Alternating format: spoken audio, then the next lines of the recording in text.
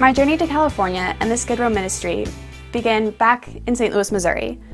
After taking the SAT in high school, I checked the box that said, sure, you can send my scores to colleges, and promptly got flooded with college mail.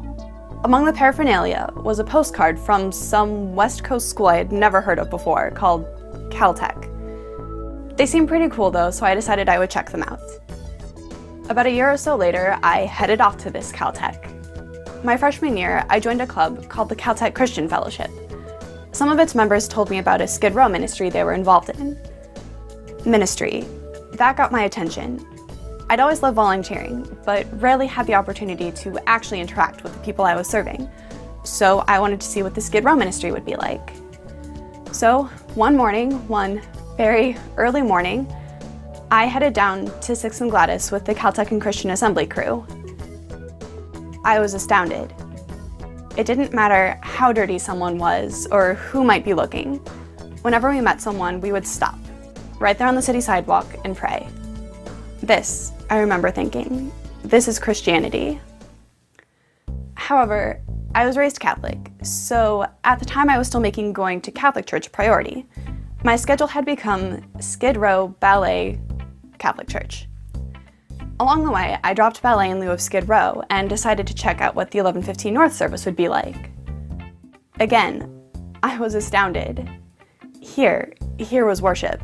It took me a little while to get used to the whole hand-raising thing, but this, I knew, was worship. So my schedule became Skid Row, Christian Assembly, Catholic Church. But there's only so much time on a Sunday, and I couldn't do everything. So when it came down to it, I decided to keep the place I had found family, the place where there were people who knew me and who loved me, sitting in the chairs around me. I chose Christian Assembly.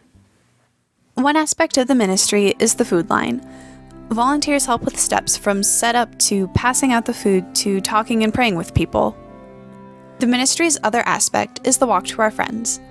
We take backpacks and wheels stuffed with lunch bags to the friends out waiting for a meal and a prayer. One of the friends we walk to is a street preacher named Pastor Willie. He's there Sunday after Sunday, touching his listeners with Christ. Taking the time to pray for this man who pours his life out for Christ is truly a blessing for us, too. The Myers family walks to our friend Bill at the Lamp Lodge. All three of them have drawn Bill into their family. I asked the Myers what effect Skid Row has had on them. The Skid Row ministry has been nothing short of miraculous in our lives. One of the miracles about going to Skid Row is that I've realized that our small family unit isn't just the family that we have any longer, but it includes our Skid Row friends. Lamp Lodge Bill has become a part of our family. He embraces us as much as we embrace him. I remember the first day I went to Skid Row, I was introduced to a man named Bill who never let adults pray for him.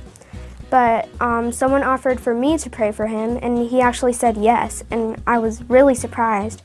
And after that prayer, I knew there was a connection between us and that we were going to be great friends. Anthony, another friend we walk to, is one of the kindest souls I've ever met. I was excited to hear what our group's friendship has meant to him over the years. It's kind of like expecting family to come on a weekend. You're looking forward, let's say like mother, brother, could be anyone in your family coming to do a weekly visit or checkup on you.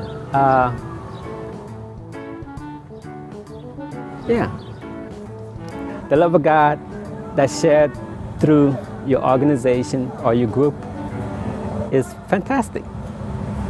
Our walk continues to Richard, who's been the focal point of several Skid Row ministry spotlights, and whom Carlos has been keeping up with for the past year and a half.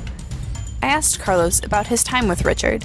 You know, Richard's a person that we actually look forward to seeing every Sunday. The concept of a Christian serving another Christian, we go out and pray for him, and then he turns it around and prays for us. It's so inspirational to have him pray for me. Richard is a face of Christ that we meet on Skid Row. In verses 31 to 40 of Matthew 25, Jesus says, "As you did it to one of the least of these my brothers, you did it to me."